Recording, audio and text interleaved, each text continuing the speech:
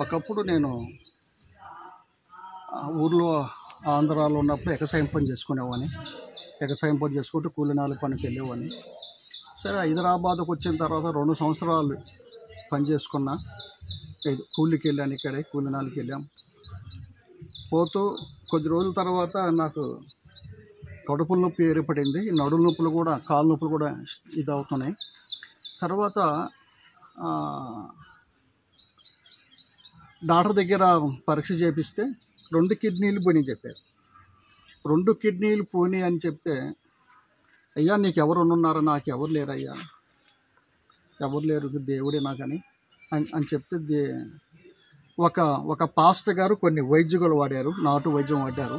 ఒక ఆయన అది సత్తినపిల్లి ఎన్నదేవ్ అని ఒక గ్రామంలో ఉండేవాడు, తమిళ ఆయన కొన్ని మందులు వాడాడు, ప్రార్థన చేశాడు. ఒక 10 రోజుల్లో 15 రోజులు ఇదయింది. తర్వాత నాకు కంటి చూపు అంతా ఇదైపోయింది. ఈ ఊరికి వచ్చిన తర్వాత, అక్కడ ఆంధ్రాకి వెళ్ళిన తర్వాత ఆయన దగ్గర నుంచి మా భార్య గారు అన్నం పెట్టి నాకు, ఆమె బట్టలు ఉత్తుకోవడానికి అక్కడికి వెళ్ళిపోయారు. పనుకున్న 2 గంటలకి ఏమో మొత్తం కంటి చూపు, నోటి మాట మారిపోయింది, అయిపోయింది. ఇక నా చరిత్ర ముగించిపోయింది అనుకున్నా. పెద్దగా అరుస్తున్నానే కానీ నాకు ఎవరు కూడా, ఎందుకంటే ఊళ్ళలో కాబట్టి అందరూ పనులకు వెళ్తారు. తర్వాత ఏంటి బాబు అరుస్తున్నావంటే, ఇక ఇట్లా జరిగిందా, ఇట్లా పరిస్థితి అని కోలుకొని మళ్ళీ ఇదిగో పక్కన చర్చి, ఎక్కడైనా చర్చి ఉంటే ఆ చర్చికి ఆటో తీసుకొచ్చి చర్చికి చేర్చండి అయ్యా, లేదయ్యా హాస్పిటల్కి వెళ్దాం, ఏం పర్లేదు, మేము తలా 10 రూపాయలు వేసుకొని ఒక 5-6 లక్షల రూపాయలు వేసుకొని మనం హాస్పిటల్కి వెళ్దాం, పర్వాలేదయ్యా, నీకేమి భయపడకన్నారు. అయ్యా నాకు హాస్పిటల్ ఇది ఏమొద్దు, నన్ను తీసుకెళ్ళి ఒక చర్చిలో వేయండి, ఆటోలో తీసుకొచ్చి అని చెప్పాను. వాళ్ళు ఆటో తీసుకొచ్చి, ఆటో కాదు కానీ రుక్షాలో తీసుకొచ్చి నన్ను చర్చిలో వదిలిపెట్టారు. ఆ రాత్రి అయిపోయింది. మళ్ళా 2వ నైటు కోమలోకి వెళ్ళిపోయాను. అంటే పరిస్థితులన్నీ మారిపోయాయి. ఇక అయిపోయిందని నా బ్రతుకు అనుకున్న ఒక రోజు, ఒక నైటు, 2వ నైటు ఒక 12 గంటలు ఉండొచ్చు అనుకుంటా. నేను ఎక్కడో జరుగుతుంది మీటింగు, అంటే నాకు తెలీదు, ఎక్కడో జరుగుతుంది అని స్వరిశలేదు. నాకు స్వరిశ అంతా ఇది అయిపోయింది. ఎప్పుడైతే ఒక లైటింగ్ నాకు తగిలిందో, ఆ లైటింగ్ ఎప్పుడైతే నాకు తగిలిందో, ఆ పైనుంచి పోక్షు వస్తుంది. ఆ పోక్షు వలన కొన్ని లైట్లు, భూ సంబంధమైన కరెంట్ ట్యూబ్ లైట్ కానీ లైట్లే కానీ కొన్ని కోట్లు పెట్టిన ఆ లైట్తో సమానంగా అట్లా ఆకాశం నుంచి ఒక తెల్లటి వెలుగున ఆ తెల్లటి వెలుగు తాకగానే నాలో స్వరిచి వచ్చి ఒక బెట్ట కలిగి, ఒక వేడి కలిగి నాకు సమస్యను లేచి కూర్చొని ఆలోచన ఏంట్రా అని అనుకుంటే, ఎక్కడో జరుగుతుంది మీటింగ్ అనుకున్నా. కొన్ని వేల మంది కూర్చున్నారు. తెల్లటి వైట్ డ్రెస్సు ఎక్కడో జరుగుతుందిరా అని ఆలోచన చేసుకుంటూ నాకు బాగా స్వరిచి వచ్చిన తర్వాత నేనుగా మనిషి పర్వాలేదు అని అనుకున్న తర్వాత నాకు పైన చూస్తే ఆకాశంలో ఒక మనిషి మన స్పీకర్లో మాట్లాడుతున్నాడు. అయ్యా భయపడకు 3 సార్లు తన స్వరం వినబడింది. ఆకాశం తెరవబడింది. ఆయన ప్రభు నాతో, వీళ్ళందరూ దేవదూతలు ఒక మహాసభ కూర్చొని మైక చెట్లు ఇలాగ స్పీకర్లు ఎలా మాట్లాడుతూ అలాగే నాతో ఆయన మాట్లాడుతున్నాడు. భయపడకు నేనే, భయపడకని 3 సార్లు తన స్వరం వినబడింది. ఆ గొప్ప లైట్ త్వరగా నాకు స్వరిచి వచ్చింది. ఇక నేను తెల్లారి ఉదయమే మా ఊళ్ళు ఏరే ప్రాంతం నుంచి వచ్చి 2 వచ్చారు. అయ్యా నేను ఒక 4 లక్షలు తెచ్చాను, పదా కందుకూరు హాస్పిటల్కి వెళ్దాము అని చెప్తే, అయ్యా నాకు రాత్రి ప్రభు నన్ను దర్శించాడు, ఇక నేను రాను హాస్పిటల్కి. బాబు నీకు దేవుడే నాకు దేవుడే, నీకు దేవుడు నాకు దేవుడే, దేవుడే కానీ హాస్పిటల్కి పోదామన్నాడు. నిన్నైనా వదులుతా కానీ దేవుడు వదలను. రాత్రి ప్రభు దర్శించాడు, ఇంక నేను హాస్పిటల్కి రానన్నాడు. రావా అన్నాడు. అయితే మమ్మల్ని వదులుతా కానీ దేవుడు వదలవన్నాడు. ఇంకెంతే అని అన్నాడు. ఇంకా అంతే అన్నా. కానీ వాళ్ళు ఇంతవరకు నాకు కనపడలేదు, వాళ్ళకి నేను కనపడలేదు. ఎన్ని సంవత్సరాలు ఏంటంటే ఇప్పుడు 16, 17 సంవత్సరాలు అయింది వాళ్ళకు నాకు ఎడబాటు. ఇంతవరకు వాళ్ళకి కనపడలా. కానీ ప్రభు మాత్రం ఆయన నిడవక నన్ను ప్రేమించి కొన్ని దినాల తర్వాత హైదరాబాద్కి ఆంధ్ర నుంచి హైదరాబాద్కి వచ్చాను. ఈ స్థాయికి వచ్చిన తర్వాత డాక్టర్లు అన్నారు, ఎక్కువగా తిరగకూడదయ్యా, నరాలు బలహీనతలు వచ్చేస్తుంది, నీకాడ బ్లడ్ లేదు, ఆ నరాలు వీక్ నుంచి వచ్చేస్తాయి, కాళ్ళకు కూడా చెడు నీరు వస్తుంది అని డాక్టర్ గారు చెప్పారు. నేను అనుకున్నాను, నేను ఎక్కడికి కదలలేదు. కొంచెం అటు ఇటు తిరుగుతున్నప్పుడు కాలు చేతులు మొత్తం స్టడ్ అయిపోయి మొత్తం శరీరం అంతా ఉబ్బిపోయింది, శరీరం అంతా నీరు వచ్చేసింది. ఇక నా నరాలన్నీ ఉబ్బిపోయినాయి. చేతులు కాళ్ళు మన పాదాలు అయితే తిరగట్లాగా వాచిపోయినాయి. ఆ ఒట్టి కాళ్ళు కూడా మొత్తం తిరగట్లాగా శరీరం అంతా ఉబ్బిపోయింది. ఆ ఉబ్బిపోవడంలో శరీరం అంతా ఉబ్బిపోయి డాక్టర్ చాలామంది పాస్టర్లు అన్నారు, 10 మంది పాస్టర్లు అన్నారు, అయ్యా దేవుడైతే నీకు కిడ్నీలు తాకాడు, మంచిదే, ప్రెషర్ డాక్టర్కి వెళ్ళి నరాలకు సంబంధించిన డాక్టర్ దగ్గరికి వెళితే ఆ చెడ్డ నీరు తీసేస్తారు, కొద్ది శరీరం ఇదవుతుంది అని అని సేవకులు అంటుంటాయ్యా, ఇంత గొప్ప దేవుడు నన్ను కిడ్నీ ప్రాబ్లం చిడిపించిన దేవుడు, ఏ డైలాగ్స్ లేకుండా, ఏ విధంగా రాకుండా, ఏ సమస్య ఏ ప్రాబ్లం రానికుండా దేవుడు కాపాడిన దేవుడు ఈ చెడు రక్తం కూడా తీసేస్తాడు, ఒక నమ్మకం నాకు ఉంది అని నేను అనుకుంటున్న సమయం అని నేను అనుకున్నా. వాళ్ళు చెప్పింది వెళ్ళలేదు, శరీరం అంతా ఉబ్బిపోయింది. అప్పుడు మాకు మంచం లేదు, హైదరాబాద్లో చిన్న గుడిచి, ఆ గుడిసెలో వర్షం పడతా ఉంది, కూడుండదని కూడా అన్నం వండుకొని పొయ్యి మంటైన, అప్పుడు గ్యాస్ అనేది ఏమి లేదు, పొయ్యి మంటాను కూడా వీలు లేనంత శరీరం, అది గుడిసె అంతా చెదులు పట్టిపోయింది, వర్షం పడుతూనే ఉంది, పేపర్ కప్పరాని కూడా నా చేతులు పనిచేయదు, నా దగ్గర ఏమీ లేదు. కానీ ఆ పక్క వాళ్ళు ఆ సైడ్ ఈ సైడ్ వాళ్ళు ఆ పని చేసుకుంటా, అయ్యా మేమే కాగితాలు తెచ్చి ఆ కవర్ తెచ్చి మేము కప్పొచ్చు అన్నారు. చెయ్యండి అయ్యా, మీకు ఆ దేవుడు ఆ మనసు, వాళ్ళు హిందూస్, వాళ్ళేం దేవుడి బిడ్డ కాదు, వాళ్ళే ఆ కవర్ కప్పారు. ఆ చిన్న గుడిచెలో పనుకుంటే ఎలికలు గచ్చాయి, ఎలికలు మామూలు కాదు, 7 సార్లు ఎలికి గచ్చింది. కానీ ఆ పెండస్ నుంచి చేపించుకోవడానికి కూడా ఆ సెప్టిక్ కాకుండా, అది దానికి విషం పెరగకుండా, విషం కాకుండా శరీరానికి ఇంజెక్షన్ చేయించుకున్న డబ్బులకి ఇది లేదు మా దగ్గర, అంత కష్ట పరిస్థితి. ఎలికలు గరిచాయి. ఆ అన్నములో ఎలికి పడితే ఆ మెత్తబడ్డ అన్నం, సద్దన్నము మెత్తబడి పాసిపోతే అన్నములో నేను, మా పిల్లలు, నేను, మా పాప, చిన్నబాబు అయితే అలాగే మేమిద్దరు తిన్నా అది అంతా తినేసాం. లాస్ట్న మా భార్య గారు అన్నం పాపను ఆమె వేసుకోబోయే సమయంలో ఆ బల్లి ఇంత సిదురైపోయింది అన్నం, అది వేసుకుంటే వాళ్ళు పడేసే, మేమైతే తినేసాం ఇద్దరం. కానీ దేవుడి దయ వల్ల మేము అనుకున్నా, రే మేము తినేసాం, సరే ఇంత కార్యం చేసిన దేవుడు అది కూడా విషాన్ని చేస్తాం, మనకు హాని కలగనీడు అని నేను ఒక మనసుతో విశ్వాసంతో పెట్టుకున్నా. దేవుడు ఎటువంటి హాని నాకు ఇష్టం పెరగన గారు కాలేదు, దేవుడికి స్తోత్రం. కానీ ఇంతవరకు దేవుడు, నేను ఒక 3 నెలలు అయిన తర్వాత ఈ నరాల వీక్నెస్ ఎట్లా శరీరం వందిపోయింది, నేను ఇంకెక్కడ డాక్టర్ దగ్గరికి వెళ్ళలేదు. ఒక రోజున ఏంటి ప్రభువా, ఏంటి నా స్థితి, ఏంటికి ప్రభువా, ఒక సేవకుడి దగ్గర పోయిన, సత్యనపల్లి దగ్గర సత్యనపల్లి అన్నదేవి అని ఒక బ్రాహ్మలు ఆయన ప్రార్థన చేస్తే మంచిగా అయిపోద్దనేమో ప్రభు ముడతాడేమో అని నేను ఒక విశ్వాసంతో వెళ్ళాను. కానీ అక్కడ పోతే, నీకమయ్యా గొప్ప విశ్వాసం నీకుంది అన్నాడు, కానీ ఆయన నన్ను పట్టించుకోవాలా, తగ్గిపోద్దలయ్యా అని అంటున్నాడు, కానీ నన్ను పట్టించుకోవాలి. అంత కోపం వచ్చేసింది ఆ సేవకుడి మీద. అంటే గర్భిణీ స్త్రీ కంటే ఎంత ఘోరం అంటే, అమ్మన కూర్చుంటూ లేస్తా అంత, నేను బాత్రూమ్ పోవాలనే కష్టం, ఇంత దూరం ఇట్లా పోని ఇట్లా ఏమీ లేదు, ఇట్లా వణుకొచ్చేసింది, మొత్తం షేక్ అయిపోయింది. అంత షేకులో, కానీ అంత షేక్ వచ్చిన ఆ విధంగా ప్రభు నన్ను కాపాడుతూ రక్షిస్తూ, పనుకోవడానికి కూడా సరైన బట్ట లేదు, అంతా మొత్తం గులకరాళ్ళు, ఇటుకరాయిళ్ళు, ఆ మట్టి ఇటుకరాళ్ళు, ఆ పనుకుంటే రాత్రి బొగులు ఓహం తప్ప, ఒక పక్క మన కడుపులు నొప్పి, ఆడించి ఎండాకాలం అదేదో బొబ్బలు వస్తాయి కదా, ఆ బొబ్బలు శరీరం అంతా ఇదైపోయింది. ఏంటి ప్రభు అనుకొని, కానీ దేవుడి మీద వంక పెట్టల, ఏదో ఉంది పొరపాటునాలు అనుకొని నేను అలాగ ఉంటున్నాను. ఒక రోజున అక్కడే ఆ సత్తినిపిల్లి అనే గ్రామం,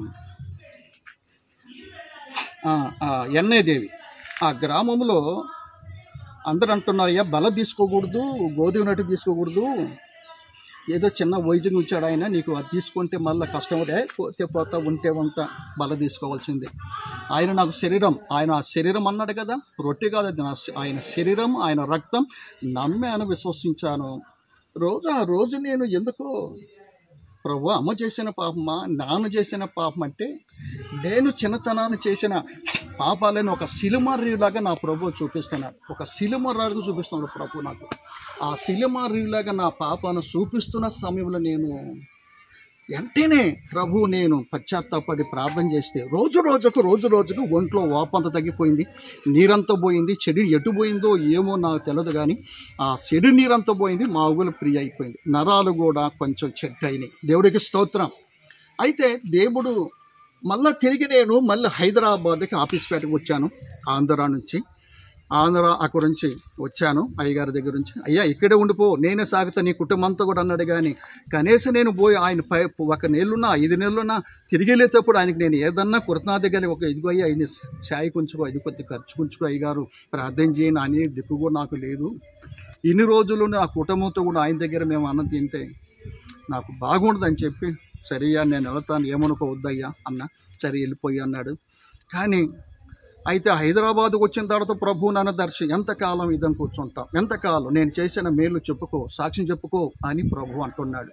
అయ్యా నాకు చదువు లేదు, జ్ఞానము లేదు, ఇదిగో చిన్న 4 చక్రాలు బండి కొనుక్కొని, ఆ బండికి ఏదైనా ఎవరితో మాట్లాడే బండి నేను కొనుక్కొని కూరగాయలో, లేకపోతే సపోటాలో, లేకపోతే ద్రాక్షకాయలో, అరటిపూన్లో ఏదో ఒకటి తీసుకొని నేను అమ్ముకుని చిన్న ఎక్కడన్నా కనపడితే ఈ పని చేసుకుంటూ సువార్త చేసి సాక్ష్యం చెప్పుకుంటానయ్యా అన్న. కాదు, ఎంతకాలం ఇది కూర్చుంటావు.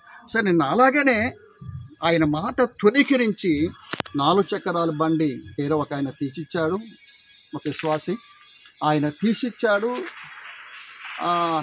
ఒకరోజు ముస్లిం ఆయన దగ్గర అరటి పండ్లు 450 రూపాయలు అరటి పండ్లు వేపించుకున్నా. అరటి పండ్లు వేపించుకొని ఆఫీస్పేట తిరిగాను, పాత ఆఫీస్పేట తిరిగాను, కొత్త ఆఫీస్పేట తిరిగాను, మియాపూర్ తిరిగాను, ఆలివేలకాలి తిరిగాను, లింగపల్లి తిరిగాను, పాపిడికాయలు తిరిగాను, చందనగర, పాపిడికాయలు, లింగపల్లి, ఇంకా ఆ గంగారం, ఎన్ని తిరిగినా కూడా ఒక అరటి పండు కూడా చేర్చుకోవాలి. ఆ రోజంతా ఒక అరటి పండు కూడా చేర్చుకోవాలి. తిరిగి ఒక సైడ్ కడుపులు నొప్పి, భయంకరమైన కడుపులు నొప్పి, 450 రూపాయలు అరటి పండు వచ్చి ఒక పండు కూడా. కనీసం ఆఫీస్ పేట దగ్గరికి గేట్ దగ్గరికి పోయినప్పుడు అప్పుడు ఆ బ్రిడ్జి లేదేం లేదు, ఆ గేట్ దగ్గరికి పోయాలక అటు నుంచి కారు వస్తుంది, ఇటు నుంచి ఏదో బైక్ ఏదో వస్తుంటే ఆ 2 ఢీ కొనుక్కొని అది తగిలి నా బండి తగిలి ఇంకా చక్రం కొంచెం వంపుపోయింది. ఇది దేవుడి చిత్తమా కాదా అని నేను ఆలోచన చేసుకొని చాలా బాధ కలిగి ఏం చేయాలి, 450 రూపాయలు నాకు ఎక్కడ తెచ్చికెట్టాలి, ముసలిమైన ఊరుకోడే అని అనుకుంటుంటే ఆ కాయలన్నీ ఎక్కడ ఇన్ని తిరిగినా చూడు, చందనగర, నలగల్ల, గంగారం, ఇవన్నీ లింగపల్లి, చందనగరు, ఇవన్నీ బీచ్లకు వెళ్ళాలి. ఈ ఏరియా అంతా తిరిగి ఒక అరటి పండుగ పోలేదు. మళ్ళీ సాయంత్రానికి నేను ఇంటికి పోయి అడుగులకు బండి తగిలింది, కారు తగిలింది, బండికి కొద్ది ఒప్పిపోయింది, కాయలన్నీ కొద్ది కదిలిపోయింది. ఆ కాయలన్నీ పిల్లలకి అందరికి ఇచ్చేసాను. ఒక కాయ కూడా అమ్ముడు బాబు ఎట్నో ప్రార్థన చేసిన రీతిగా దేవుడు ఏదో విధంగా దేవుడు సాయం చేశాడు, ఆయన అప్పు తీర్చేశాడు. అప్పుడు 3 నెలలు దేవుడు ప్రభు నన్ను సతాయించాడు. నేను బాను, నేను సువార్త చేయను, నా వల్ల కాదు, నేను సాక్ష్యం చెప్పను, నా వల్ల కాదు, నాకు మహా చిగ్గు, బైబిల్ మొయ్యాల నాకు చిగ్గు అని ఈ విధంగా నేను అనుకుంటూ తప్పించుకోవాలి. నేను ఈ విధంగా ఉంటుంటే 3 నెలలు ప్రభు నన్ను దర్శించాడు. ఎంతకాలం ఎంతకాలం కూర్చుంటావు? అప్పుడు ప్రభు 3 రోజులు నేను ఉపవాసం ఉండి, వేరే వాళ్ళతోటి 3 రోజులు ఉపవాసం ఉండి నడవలేకపోతే దమ్మొస్తుంది, ఇట్లా నడవలేదు, కాళ్ళు కూడా బాగలేవు. ప్రభు ఏం చేయాలంటే 3 రోజులు ఉపవాసం ఉండి ప్రార్థన చేస్తే అప్పుడు 3 రోజు 3 కిలోమీటర్లు 4 కిలోమీటర్ల దూరం మసీదు బండ తెలుసయ్యా, మసీదు బండ మసీదు బండకి ఆడ నుంచి మా ఆఫీస్ పెట్టిన మసీదు బండ 4 కిలోమీటర్లు ఏమో ఉంది. అక్కడి నుంచి నడుచుకుంటూ నేను ముగ్గురు సువార్తకు వచ్చాం. ఆ గ్రామంలో సువార్త చేస్తుంటే ఒక ఆయన పరిగెత్తుకుంటూ వచ్చి అయ్యా మా ఇంట్లో ప్రార్థన పెట్టాను అన్నారు. ఆ కుటుంబీకులు వాళ్ళందరూ ఆయన ఒక్కడే ప్రభువుని తెలుసుకున్నారు. అప్పుడు 3 సంవత్సరాలు 4 సంవత్సరాలు ఏదో ఒక వారంలో శుక్రవారం ఏదో ఒక వారం కేటాయించి వాళ్ళ ఇంట్లో ప్రార్థన పెడితే ఆ కుటుంబీకులందరూ రక్షించబడ్డారు, బాప్టిజానికి సిద్ధపడ్డారు. ఆ గర్భము లేని వారి గర్భం వాళ్ళ పిల్లలకి, ఆడపిల్లలు వాళ్ళ చెల్లెలకి ఇచ్చారు. దేవుడు కార్యం చేశాడు. అయ్యా ఇక్కడే భక్తి సింగ్ గారి గ్రూప్ ఉంది అయ్యా మందిరం, ఆ మందిరానికి వెళ్తామని అక్కడే స్టార్ట్ చేద్దాం అనుకున్నా. ఇంకా నా వెంటనే వాళ్ళు అయ్యా భక్తి సింగ్ చర్యలండి అయ్యా. ఇంకా అట్లా ఇంకా ఆ ప్రాంతంలో మసీదు బండ, ఆ కొల్లూరు అయితేమి నడుచుకుంటే ఇక్కడ నుంచి కొల్లూరుకి వెళ్ళాలి. కొల్లూరు నుంచి వెళ్ళి మళ్ళీ ఒట్టు నాగులపల్లి, స్టేషన్ నాగులపల్లి నడుచుకుంటా. ఆ చేతుల్లో ఎక్కువ కూడా లేవు. మళ్ళీ తిరిగి వచ్చేటప్పుడు ఛార్జ్ పెట్టుకుని వద్దాం, ఈ కాలు నొప్పుల వలన బలహీన వలన నాకు నడవలేను మళ్ళీ ఏమో అని చెప్పి కొద్దిగా డబ్బులు చేతులు ఉన్నాయి. దేవుడైతే సాయం చేశాడు. నడుచుకుంటా లింగపల్లి, స్టేషన్ నాగులపల్లి, అదే లింగపల్లి స్టేషన్, ఆ లింగపల్లి దగ్గరికి వచ్చాను. ఇటెల్లా ప్రభు చెప్పు ప్రభు నడవరా అని అన్నాడు. అంటే నా దగ్గర ఆయన మంచి కుటుంబం ఎవరో ఒక తెల్లటి బట్టలు వేసుకున్నాడు. రక్తం బట్టలన్నీ బ్లడ్ గారిపోతుంటే చూడరా ఆయన సై అన్నాడు ప్రభు.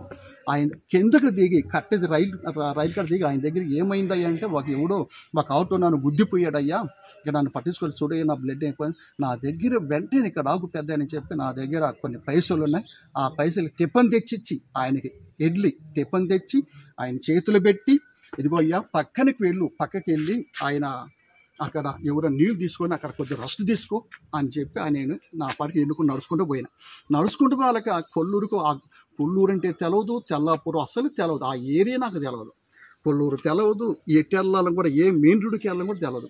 ఆ ప్రాంతానికి వెళ్ళి నేను వెళ్ళి మళ్ళా తిరిగి ఎప్పుడు వచ్చానంటే సాయంత్రము లింగంపల్లికి వచ్చాక మధ్యలో కొల్లూరు దగ్గరికి తెల్లపురం మధ్యలో ఉన్నప్పుడే జ్వరం వచ్చేసింది. నడవలేకపోతున్నా, ఆకలి, దాహం, కడుపుండా భోజనం లేదు. ఏం చేయాలా ప్రభువా, సంపరాధం ఇంత దూరం నేను సంపరాన్ని తీసుకొచ్చావా, ఆ కొల్లూరు దొంగలు మంచోళ్ళు ఈ టైం అయిపోయింది మళ్ళీ తిరిగి వెళ్తే వద్దే నడువు అన్నాడు ప్రభు. కొల్లూరుకు పోయాక 6 అయిపోయింది సాయంత్రం. ఆడుంచి మళ్ళీ తిరిగి వచ్చాక లింగంపల్లి పండుకుంటా ప్రభువా నా వల్ల కాదు, నేను నడవలేను, జ్వరం వచ్చేసింది, ఫీవర్ వచ్చేసింది, నడవలేను, నా వల్ల కాదు. పాపటి కాలంకి వెళ్తే అక్కడ తెలిసిన వాళ్ళు ఉన్నారు, కనీసం ఒక 5 రూపాయలు తీసుకొని ట్రైన్కి వెళ్దాం అని అనుకున్నా. ఆడికి పోతే కనీసం ఎవరు కూడా ప్రార్థన చేయనరు, కానీ ఎవరు మళ్ళీ అడిగితే ఏమవుతుందో దేవుడికి అవమానం కలుగుద్దని చెప్పి ఎవరికడ ఏం కాదు. మళ్ళీ తిరిగి ఆఫీస్ పెట్టి నడుచుకుంటూ వెళ్ళిపోయినా. దేవుడు కొంచెం దూరం వెళ్ళిన తర్వాత నా వెనకాల ఎవరో ఒక ఆయన మనుషులు వచ్చినట్టుగా నా పైన చేపెట్టినట్టుగా అనిపించింది. ఎంతో తేలికైపోయింది, ఎంతో బలం వచ్చేసింది. ఇంటికి పోయి ఆ రోజు టైం 9 అయిందో 10 అయిందో తెలియదు. ఆ టైంలో దేవుడు ఈ స్థాయి నుంచి దేవుడు ఇంకా ఆ కొల్లూరే కాదు లాంబాడతాను ఇవన్నీ మళ్ళీ ఇటు నడుచుకుంటా ఎక్కడికి పోయాడంటే పటాన చెరువు దగ్గరికి వెళ్ళాం. ఇవన్నీ ఇంకా ఎక్కడెక్కడో తిరిగా కాలినడకతో. ఇది నా పరిస్థితి. దేవుడు చిన్న సాక్షి.